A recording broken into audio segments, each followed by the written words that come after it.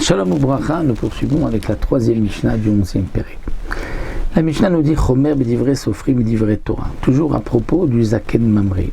Il y a une Khumra par rapport aux halachot qui sont b'divrei sofrim, c'est-à-dire qui ne sont pas mefouraj dans la Torah, mais que nous avons reçu l'explication de cette mitzvah de maître à élève. C'est plus ramour par rapport au divrei Torah, aux paroles de la Torah, c'est-à-dire ce qui est marqué mefouraj dans la Torah, ou comme nous allons le voir, dans un cas, le Zaken Mamri sera condamné à mort, dans l'autre il ne le sera pas. A Omer en tfilin, kedé la voix divrei Torah patou. Si un Zaken Mamri vient dire il n'y a pas de tfilin, il n'y a pas la mitzvah de tfilin, il vient transgresser un pasouk marqué mefouraj dans la Torah, eh bien patou. Il ne sera pas condamné à mort pour avoir dit cela. Pourquoi ? Parce que ça ne s'appelle pas une ora'a. Nous savons tous que dans la Torah c'est marqué qu'il faut mettre les tefillin.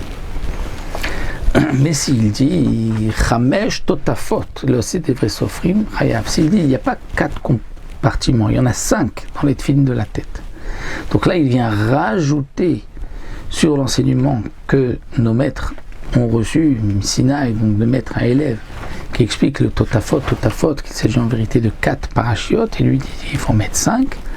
Là, si donc le Beddin lui a dit tu ne dois pas dire ainsi, qu'il continue à enseigner de cette manière, il est chayav mita pour avoir tranché, pour avoir enseigné contre le Beddin. Là c'est une ora'a, puisqu'il ne va pas à l'encontre de quelque chose qui est mefouraj, explicitement marqué dans la Torah. Mais lorsque ça va à l'encontre de ce qui est marqué dans la Torah, là ça ne s'appelle pas une ora'a, et il n'est pas Zaken Mamri, il n'est pas tout.